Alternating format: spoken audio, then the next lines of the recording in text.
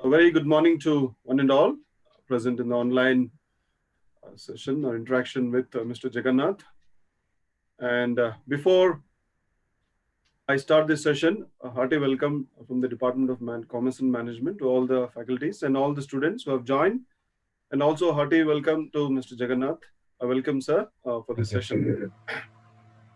Progress is impossible without change, and those who cannot change their minds cannot change anything. That is said by George Bernard Shaw. Everything changes continually around the world. We see change is constant. What is history indeed but a record of change? And if there had been no changes in the past, there would not have been a little of history to write. Welcome to this session. We are privileged to have with us Mr. Jagannath with us to interact with you. Now let me introduce sir to all of you.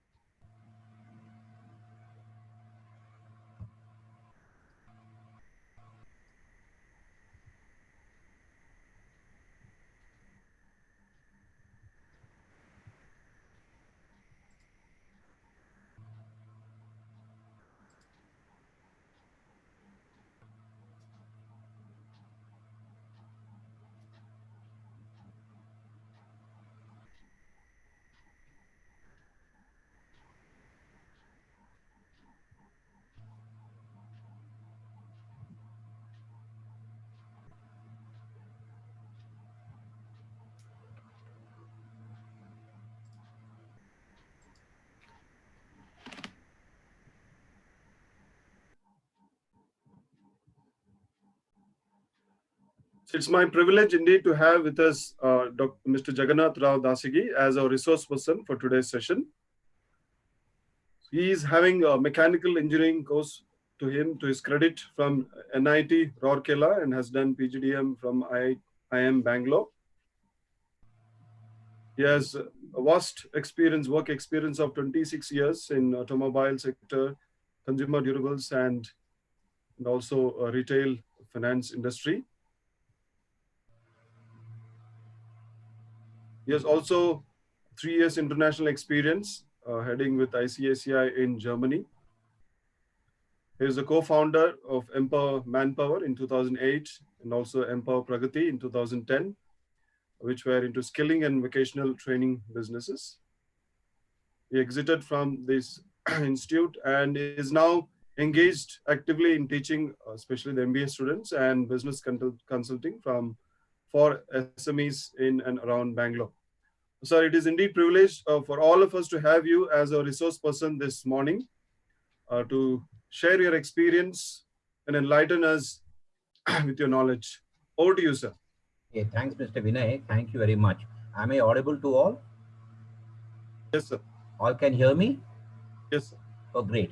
So we will start off. So when last evening Mr. Vinay called me and told that I have to take this session today, wherein the idea was to how to cope up with the uncertainties and shape their career amid such unexpected challenges. So at the first, I'll try to I don't have any PowerPoint to share with you. I'll make the whole thing largely anecdotal, right? So I was just wondering, are these unexpected challenges new to us in India? They never new to us in India. So I was just trying to understand as to about my grandfather or my father, right? And myself also, right? Was there any situation wherein say we had everything laid down for us and then we knew exactly we had this companies coming into the institutes and then doing these placements and stuff like that, especially in the engineering time for me? It was not the case as such. Okay. So if I just go back slightly back in time, maybe say during the 1920s and 1930s, right? So when I look at my grandfather was basically a farmer, right? And then of course he had a large family to support, right? How did he cope up, right?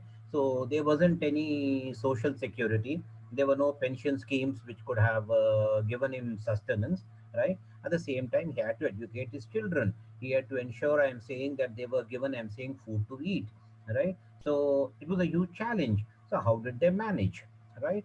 Then coming back, moving ahead in time by another 20 or 30 years, the mid 40s, when my father began his career post his MSc from the Banaras Hindu University, I was again wondering, did he have a placement cell at BHU, which was looking at placing all the students who were passing out from this college and ensuring that they are put into lucrative jobs, right? They fended for themselves. They found their way of they found their way in the world, and they fended for themselves, right? And then moving ahead by another, I would say, 35 years, when I did my engineering in 1982 from REC Rourkela. At that point of time, we did have an idea of a campus placement, but we hardly had, I'm saying, only two or three companies landing up, right? And they barely picked up around 10 or 12 students out of a class strength of 200. What did the others do? When we again met, we had our 25th reunion of my batch in 2007. And then I found, yes, each and every one was doing well. But the only thing what has happened, while many of them did perhaps say engineering as their course curriculum, were they continue in engineering as time went by, right? They essentially got into various opportunities which presented themselves at the particular point of time. So I thought that maybe one of the ways by which students can cope with uncertainties. Today, I would say the uncertainties are not as drastic as what they were, I'm saying, perhaps say about 70, 80 years back, when my grandfather or my father had to face the real life situation, right? So the only thing would be this. So one thing would be that if each and every one of us can look at, I'm saying, as to the opportunities as they present themselves to us as neither inferior or superior, right? If you're willing to roll up our sleeves and get on to the job, right? And then understand, I'm saying, as to what the job requires, right? And are we willing to have the tenacity of purpose, right? And most importantly, do we value what we do? If these two are there, I don't see any challenge, I'm saying, for any person, irrespective what the external conditionalities could be, right? So, keeping this as the background, let's understand, I'm saying, as to what are the challenges today and how can we cope with them, right? So, what I'll be doing, I'll be talking for about 15 20 minutes, and then I would request, I'm saying, a participation from each one of you. So you could ask your queries, and in case if I have an answer for them, I'll try to give you an answer. In case I don't have an answer, let us try to seek an answer together for it. Okay. The first and foremost thing comes in what I find maybe in today's generations, maybe I think the expectations are set a bit too high, right? When the expectations are set a bit too high, so what I mean to tell out here, the minute I'm saying somebody enters into an MBA program or engineering program, I'm not sure if he or she is willing to actually roll up his sleeves and work in the field, right? So today, the classic thing is that, so for example, so okay, forget this COVID time which happened for the last 2 or 3 months. Even before this, when I used to talk to my classmates or other colleagues or working in organizations, the most common refrain was, we are not getting the right quality of people. We're not getting the right type of people to work for us. That's an irony. On the other hand, when you go to the colleges, when you go to the institutions, right? The biggest, the one common refrain among all the student community or the institutions is that we're unable to place our students. So obviously there is some mismatch between what the industry wants and what I'm saying the institutions are providing and equipping their students with, right? So while I think We are ensuring that our students are given the right, maybe say, academic inputs. I'm not sure I'm saying that we are really making them employable, right? So employability is quite different from just understanding marketing, finance, production management, and so on and so forth, in my view, right? So what I understand is that basically, right, when I did my IM also, right, 36 years back when I passed out, and yes, we learned lots of things, right? We learned all about operation research, all about brand management, all of these things we learned. but but one thing is that when I went to my first job, right, I still remember that after about the induction of a 1 month or 45 days to the honeymoon period, right, when we assigned to a different units, right, and then my immediate boss, right, I didn't know what to do, because essentially in all the time in the IMs, we were told how to strategize, right? We were told how to define, I'm saying, product strategies. But the thing came in when we had to start our careers as frontline sales guys, that what I began my career as, that the thing required for us was to sell. So I still remember when I asked my boss what I am supposed to do, he just told me, go and sell, as simple as that, right? And then that time I joined TVSC. So TVSC used to make printers, right? And we did not have, I'm saying, any of these modern day laptops and all to record information and stuff like that, right? So then I asked one of my senior colleagues in the organization as to how am I supposed to sell this printer, right? Because it was direct sales, right? Whereas in the entire 2 years of IM, what was taught was about organizational behavior, strategic management, product strategy, advertising strategy. So all of these were taught, but what was not taught, perhaps, that I realized later when I went across to my first job and selling this printer, right, in the streets of Madras, right? My senior told me, very simple, Jagannath, you take this printer and you cover all the shops to the left and right on the Mount Road, start from this Periyar Palam and go up to this Anna flyover, right? And then you go to all the shops left and right, which includes, I'm saying, your job typists and then your other small offices, and then you learn how to sell, right? So if you know, the Madras weather in the month of June is pretty oppressive, right? It's pretty hot, right? With a small printer, we used to have what is called a LSP 100 printer, which was lugged across my, put on across my shoulder. I went across to each of the shops very sincerely, right? It was a pretty, let me say, a frustrating experience. The reason being that you have the ego with you. I'm an engineering grad, and I am an I am MBA and all those stuff like. And then when you go across to this small job shops and your offices, some of them they dismiss you with the utter contempt, right? They just ask you to get lost, right? Some others will engage you for a time and then finally say, okay, we're really not keen. I still remember after about, say, 5 days of moving on this road very sincerely, right, and meeting more than about, say, 100 plus such small outlets, right? So I got my first sale from one Centigo scooters. If anybody are from Madras, it is just after the Anna Road General Post Office. Next to that, you have this TVS dealership called Centigo Scooters. So this guy bought my first printer and he gave me a check for 4990, right? So I felt so happy. But in the process of doing this exercise, I learned a few things. The first thing I learned basically was that learning is something, doing is something different. Number two, as long as I had that baggage of my ego with me, in terms of I'm an engineering grad, I'm a student from IM, came through all this cat and all those stuff like, and so you felt very important, and then you felt, okay, fine, you're supposed to only strategize and advise people on what to do and what not to do.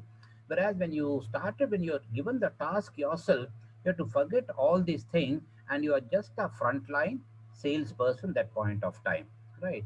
And so this experience taught me how to identify a prospective customer, right?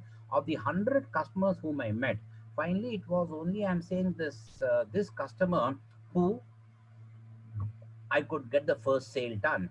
So essentially, this taught me extremely valuable lessons, what my entire 2 years program and the several courses did on market research and consumer buyer behavior and all those stuff could not teach me. So first and foremost thing what I would say is that while the academic programs that we all engage in could give us, I would say, valuable, let us say, your knowledge base on which you can move forward in life, but understand that to put them into practice requires a different set of skills, right? The first skill that is required in my view are the social skills, right? Number two, would the social skills, I would mean, can you talk to people, can you work in a team, do you understand the learning that one can make when you get, I'm saying, rejected.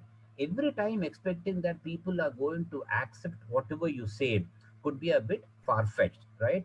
Every rejection teaches you more than every acceptance does, right? At the end of the day, when you do it yourself, when you do the whole task yourself, the learning that you get is phenomenal, is simply phenomenal. So I was sharing notes with some of my other batchmates after about a year doing this exercise. I did this exercise, I'm saying, for about 4 to 5 months' time. Then when I asked my boss, right, he told, Jagannath, I asked you to do this because today you know exactly who is the customer who can buy your product. Then tomorrow assume, then subsequently I became the zonal manager for Tamil Nadu and Andhra.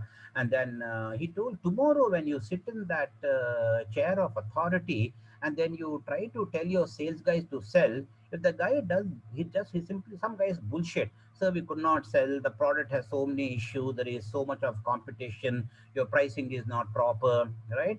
All of these excuses come up, then at least you know how to counter them. Number two would be is this, you also know what should be the proper pitch to make the prospective customer listen to you, right? The third thing he told, that perhaps you know now exactly how to identify an opportunity where others see none, right? So these were the three things I learned in that 6 month exercise, wherein I went across virtually every large business area of Madras in those days in 1988-89. And then after selling like this more than say about say 140 150 printers in those 6 months time, it gave me an extremely valuable learning. Now what I learned in my 2 year MBA program or before the engineering program were about the conceptual skills, conceptual knowledge I learned, right? But when I started applying that knowledge in the 6 months, I learned a few skills. The first, some of the skills essentially were how to identify a potential customer. Number two was how to handle a objection, because if you look at, I'm saying, your organizational behavior course, you learn all about the various motivational theories and Maslow's need hierarchy pyramids and all those stuff. Like, now you must understand, I'm saying, when you're trying to apply the same concept in the field, right, that applicability of that concept is the skill that you need, right? So this is what I would suggest, that while I'm saying the theories that you learn in your classroom, right, over a period of say 2 years or sometime maybe 1 year in case we're having a short term program, are good, they're essential. But then only when you roll up your sleeves and get into the market would you start acquiring the skill. So you, what knowledge you have got, this knowledge when applied into the real life situation, and then you make the necessary modifications based on what the market demands and what the customer response is, right? Each of these learnings that you have helps you in developing a skill and honing it, right? This is what I think perhaps our grandfathers did, right? So there are uncertain times. There were no, I'm saying, that point of time, Infosys or a Wipro or a Hindustan Levers for them to employ, right? The British India opportunity very, very few.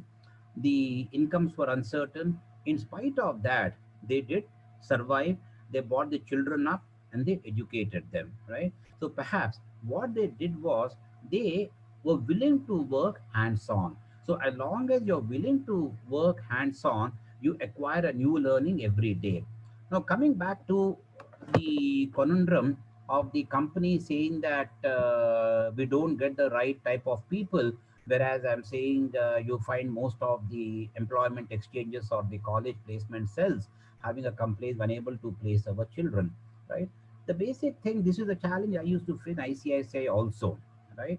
I remember we used to go for campus interviews, some of the tier 2 and tier 2 MBA institutions, right? Largely for engaging people into our branch offices as either frontline sales or your collections and your credit teams and things like that. The biggest problem that we used to have first was your communication skills, right?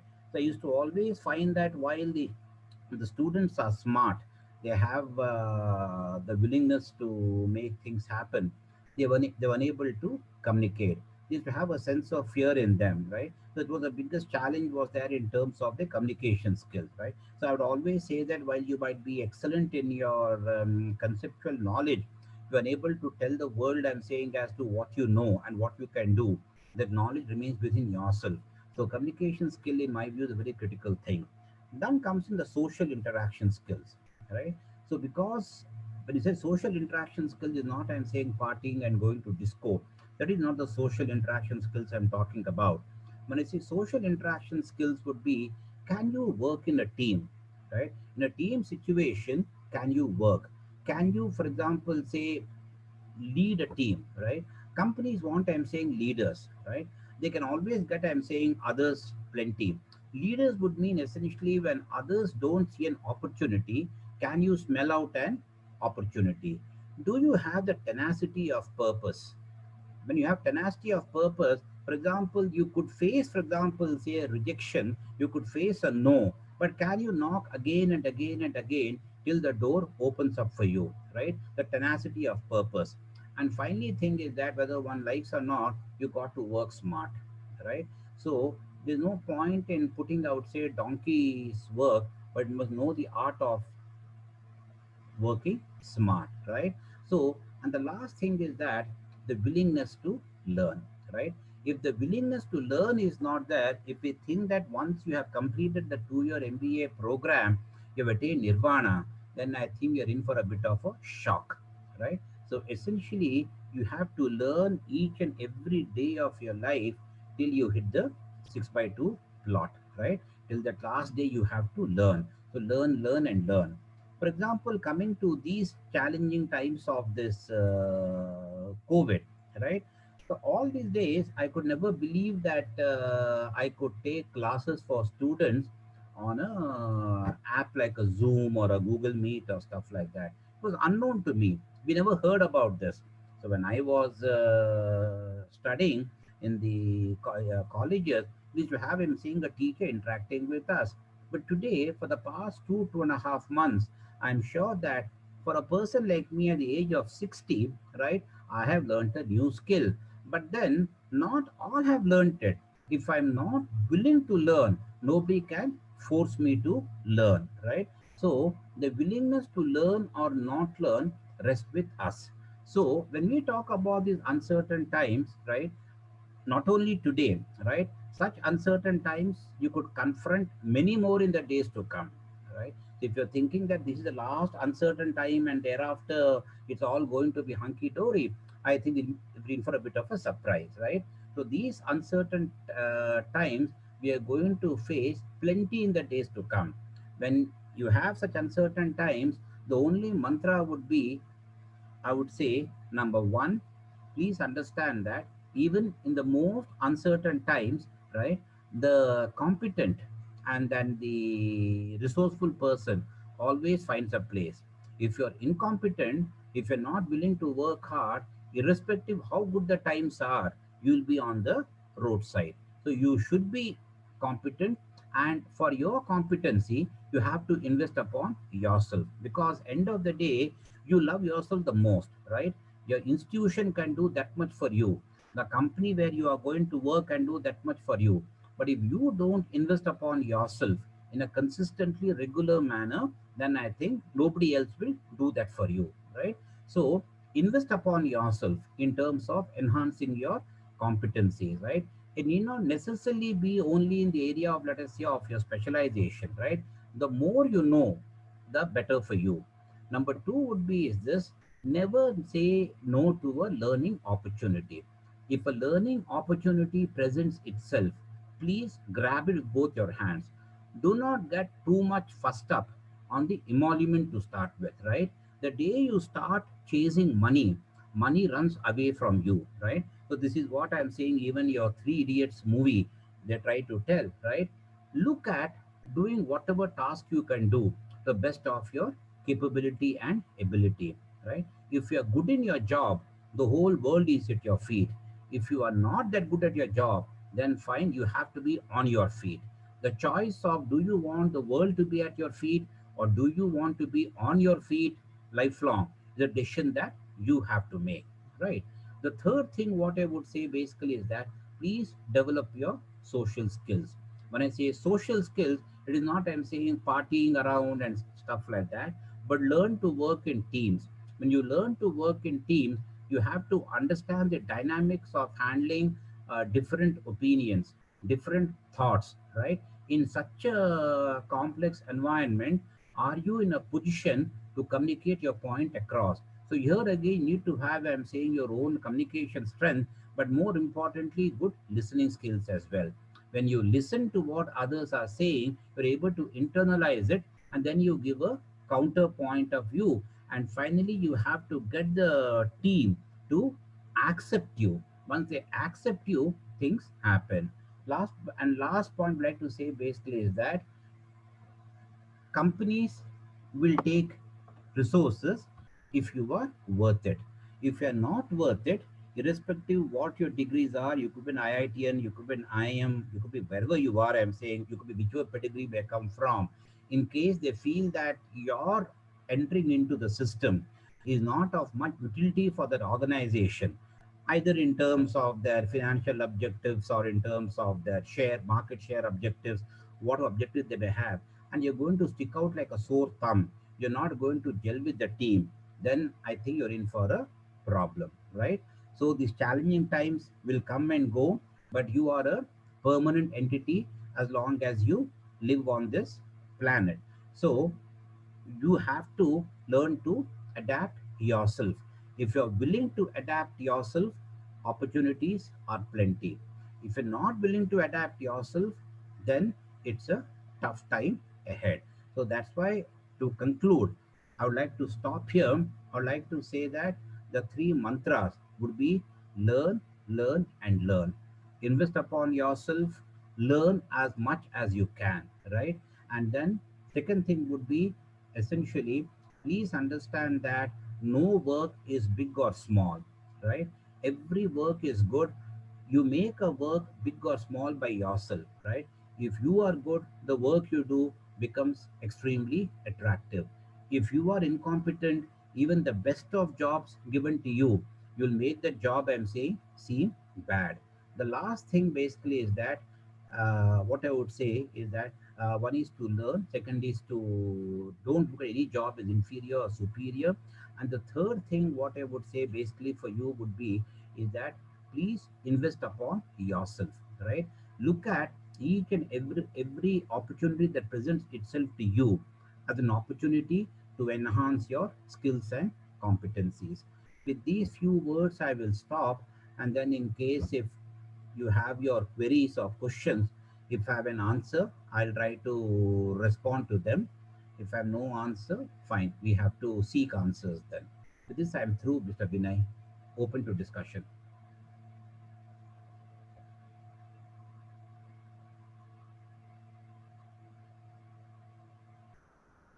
Thank you so much, sir, for your address.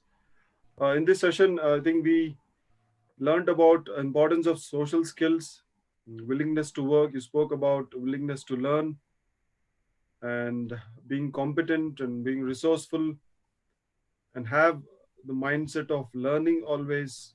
And very important, you said about creating utility for ourselves. So now it is open to the participants in light of the address given by Mr. Jagannath, if you have any queries, any questions to ask, you're open. You can unmute yourself and you can interact with us.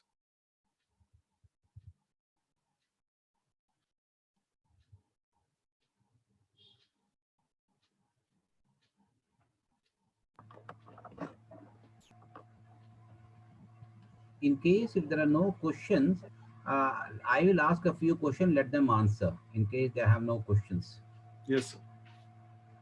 I will let them. Now, I think Dr. Jyoti Prasad is a faculty, right? So, whereas who are the students out here? Because I see even Clementson, Yeah, Vidyashri, Clementson is a student. Vidyashri is a student, Leben is a student. Okay, so to the students on this group, I just have a query and any of you could respond. My first query to you would be, so all of you are in your, perhaps in your fourth semester of your MBA program, Second assuming say semester. second semester MBA program, right? So you have another year to go.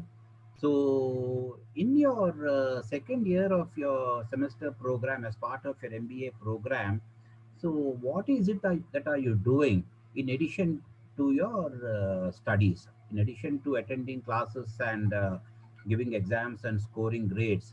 Are you doing anything other than that? Any one of you can answer. When I say other thing would be, for example, say, are you involved with any social work, or are you, for example, even helping your mothers at home? You not do any social work. That the helping start from home. Are you helping your mothers and fathers at home? What is it that are you doing other than your academics? And don't say I spend on mobile. That's not the work I expect. I'm saying basically. You could respond kindly. Any of you.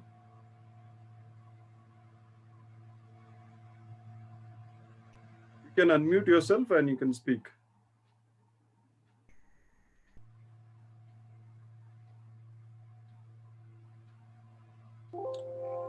The question was other than your academics. So, what else you're doing? In what ways you're engaging yourself? During these last 2 months, especially the last 2 months when you're at home, right? Because the colleges are closed. What are you doing? Anybody can respond, please. Yes, Not the good afternoon, sir. faculties. Yeah, so I'm currently like May I know who is part- this, please? May I know Renosh, name? Renosh, Vinosh. Renosh. Yeah. So Vinosh or Vinosh? Renosh, R I. Vinosh, yeah. Rinosh Sebastian, yeah, correct. Great, Rinosh. Please tell me. Yes. So apart from attending all the online classes, I'm also working in my dad's factory now. Okay. Since we don't have labor, because most of them, when the lockdown started, they Okay. went off to their hometown. So now we are doing most of the work, me and my brother. So that I You do. and your My younger brother. younger brothers, I see. Okay. So we do most of the work in the factory now. So what does your father's factory Uh, produce? we make feed supplements for animals. Oh, great. Okay, great. Excellent. Okay, okay. So, what have you learned in this when you are doing the? Have you done this earlier, doing for the first time? No, so I've been doing it for a long time now. So Oh, I see. So, in a way, you have been doing this for a long time, helping your dad in the factory. yeah, Okay, but were there anything you like to share with the team? Because obviously, I'm saying when you're saying you're helping your dad with this, making this animal feed, you know, a fair amount of physical work also, right? yeah, it's mostly physical work. Okay. So, what is it that you are learning in the? What have you learned in the process, which Uh, perhaps MBA has not taught you? so the thing is, most of the like majority what I've learned now is like how to mix certain, like we have different products, right? Okay. So each product has a different combination of materials. Okay. So now I'm slowly learning like for every product what are the like proper mix of materials that we have to use, and Okay. for every weight what is the combination of raw materials, all that I'm Correct. learning that now. Okay. Excellent. So, so in addition to that, anything else have you learned? For example, say definitely one you have learned the technical knowledge in terms of, let us say, for different types of feeds as to what should be the ratios of the various ingredients which go into it. Anything else you have learned which perhaps which you think stands out unique in your learning experience? So I think it's petty, but like No, it's okay. uh, Nothing is petty. Nothing is petty. I'll tell you, everything is very important. so I've learned that the main, like even if you own a business or whatever, Mm, the hardest part of doing it is like the manual work. mm, It's way too difficult.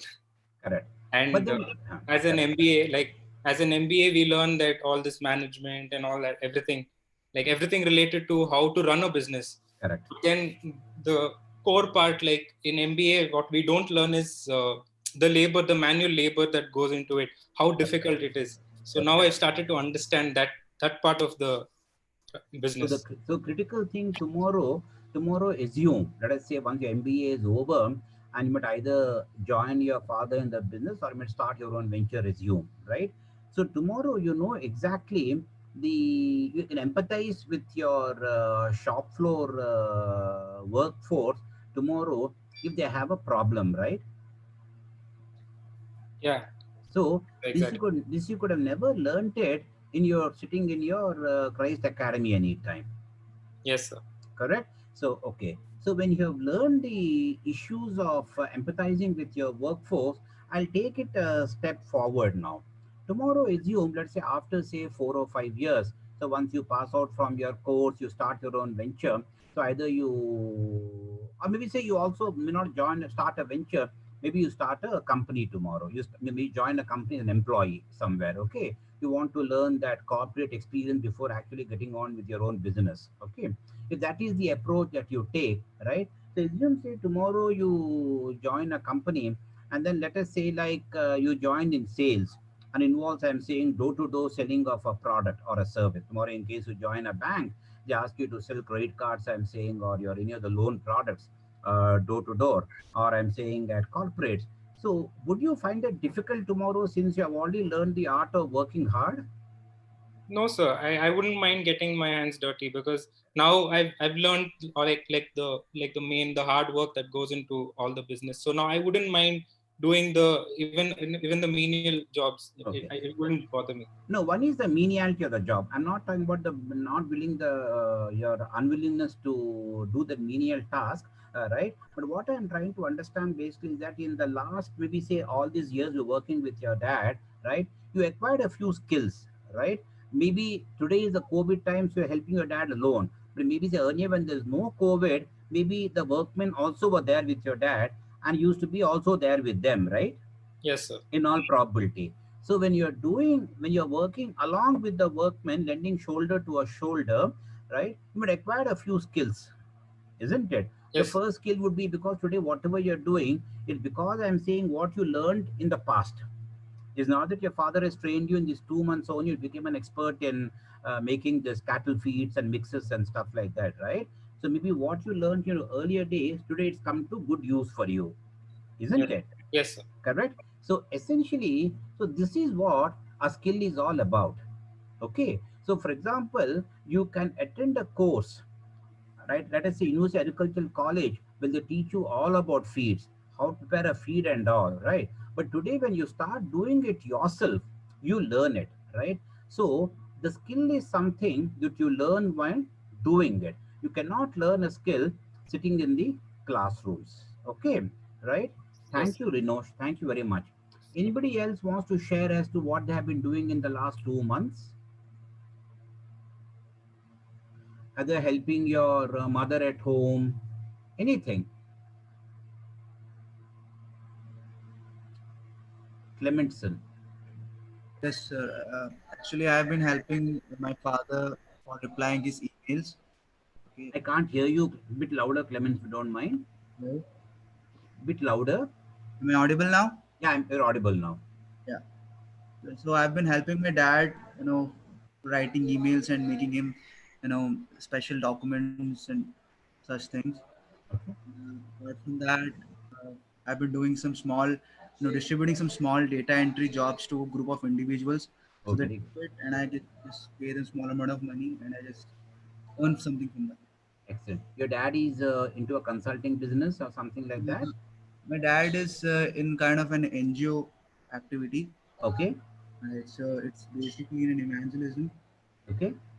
Right, so it's mainly about conducting the main Zoom meetings and online programs about you know self awareness and motivation, and Okay. mainly I guess it's about gospel.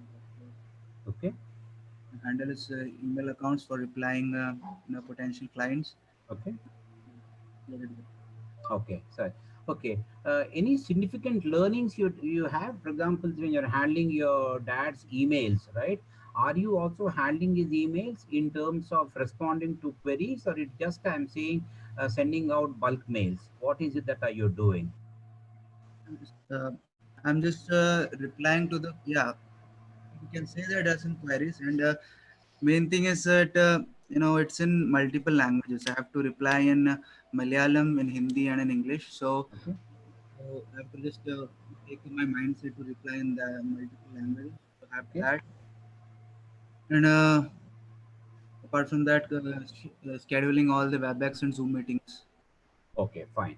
So when you're answering these queries, are there any specific queries which caught your eye, which you felt was something unique and you could give a unique response to it?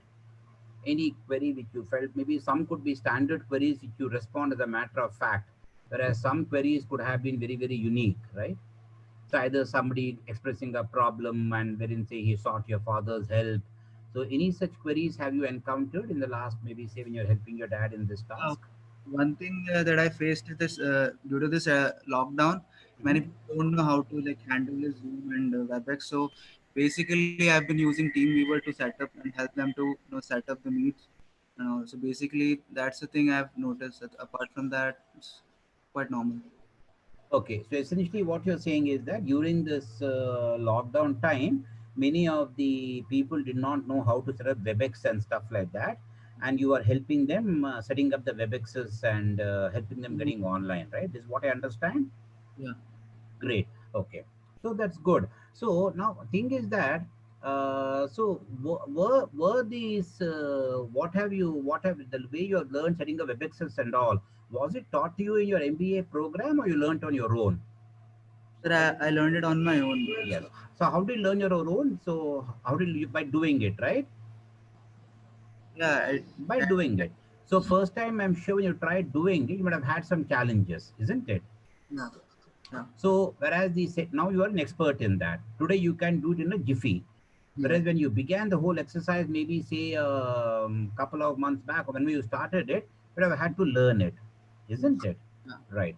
So this is what. Thanks, Clemenson, for your response. So this is what I am saying is your skill all about, right?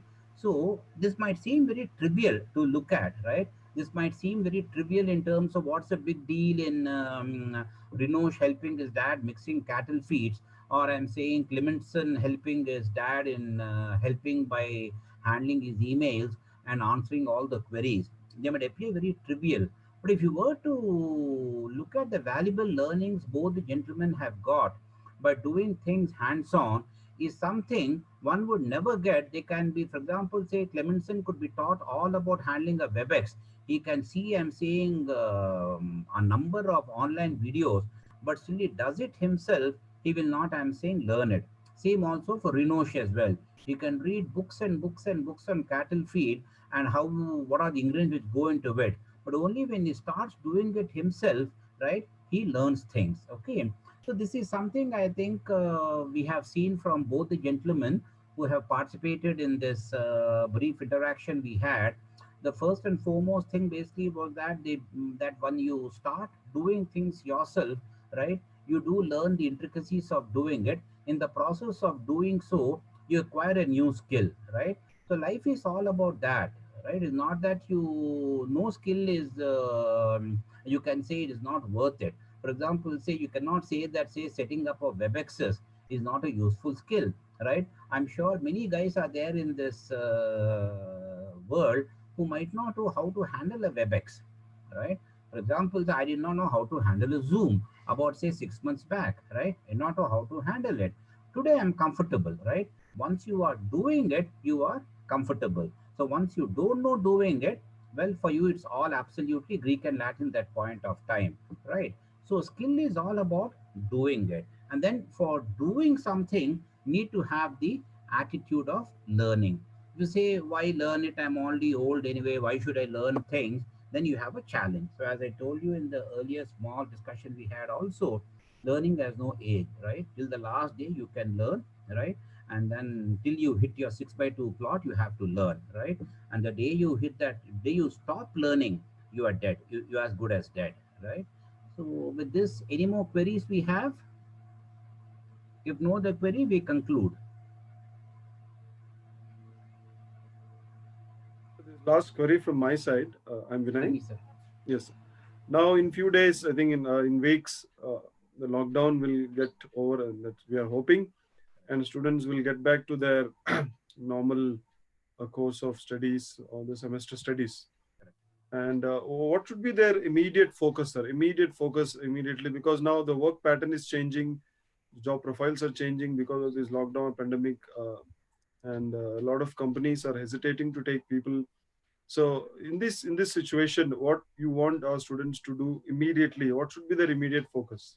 See, what I have, what little I know, I'm no expert. What little I've seen basically is that, so whether this COVID stays or goes, right? So definitely, I think certain day-to-day dynamics have changed, right? So essentially, stuff like, in case somebody wants to get into a career in sales, right? Sales and marketing, the chances of somebody going and meeting a client face to face and concluding a sale and doing a marketing pitch, I think those might be limited, right? So till I think we find a vaccine, all things turns hunky dory. And not even that, people also have seen that there is no great disadvantage in handling stuff remotely, right? Through all these your e-media and your other devices. Okay. So essentially, what I was thinking going forward would be, I think people should learn the art of perhaps handling all these distance interaction medium, whether it's a Zoom or a Google Meet and all those stuff like. And more importantly, when you are facing a customer face in front of you, your ability to handle something is a lot more easier. Whereas today, as I'm talking, I'm not sure if Vidyashri is listening to this or maybe say she is watching a movie on her mobile. I have no guarantee as to what she's doing. An example, I don't mean it. Okay. So tomorrow, similarly, when you are going to have, I'm saying, those remote interactions becomes extremely difficult to hold on to a client's attention. So perhaps I think if you could focus on how to communicate to the point, be brief and be precise, right? Number one is that. Number two would be, I think, essentially, if you could, on this, in this new scenario, right? Um, Learn how to handle, I'm saying, conducting, I'm saying, all your interactions remotely, right? So whether one likes or not, I think maybe even if this COVID were to go off, some other virus may come tomorrow and we may again be pushed into yet another lockdown of a similar types, right? When that happens, you should be ready, I'm saying, to learn the art of such remote managing your clients and relationships, right? That's the thing becomes second requirement. And the third thing I would think it's important would be practice self-discipline. Okay. The minute I think if you are going to work from home or do other things from home, the biggest distraction could be, I'm saying, yourself, right? So if you don't treat your home also as a workplace, and there's a risk on both the side, right? One would be you overwork. Since you think, anyway, I'm sitting at home and doing it, you tend to overstretch yourself. It also can upset your work-life balance immensely. Or second thing, you get distracted so badly, you don't have any discipline, wherein say you wake up late and you take your bath late and you sit in your desk late and stuff like that. Because thing is that you nobody is able to monitor you. You have to monitor yourself. So I think self-discipline is critical thing. Then ability, I think, to make your point across in a precise and focused manner is critical learning. And third, I think would be is that we have to learn to live with this distant communication tools, whether it's a Zoom or a Google Meet and stuff like that. That doesn't mean I'm saying effort to be hollow in your fundamentals, right? So please read your courses. You have to be strong on your fundamentals. End of the day, your customer values you for what knowledge you get on the table, right? And then more and more you have to do. I'm saying before you meet a customer, right? You won't have the opportunity of sizing him or her face to face. So you have to do a lot of research on the customer before you actually indulge with him in this distance interaction, right? So the opportunity what you had earlier, I'm saying, as you move into an office and ask the maybe say his colleagues or others as to how is this person all about. So that maybe you cannot do on a face-to-face basis, and maybe you have to do a fair amount of research on your customer before you actually get on to this interaction. So this is what I feel are required at this point of time. Thank you, sir. Any questions to ask? Any doubts you have? Uh, you have a few more minutes. You can talk to our expert. No, I'm no expert. I'm just learning along with you. I just want to confirm that.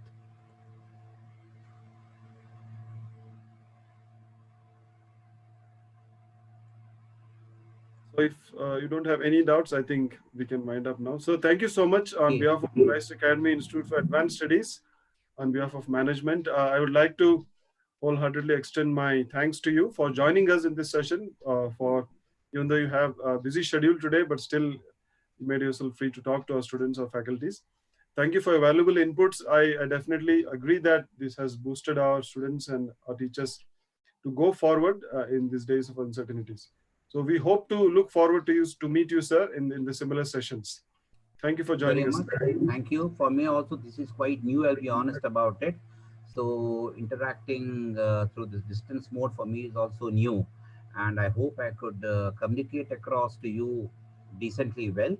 And yeah, let's look forward to more interactions. And I hope that yeah, thanks a lot. I, Thank you for your I time. also thank my colleagues and all my dear students for joining us. Thank you. Have a great day. Thank you. Have a great day. Bye. Thank you.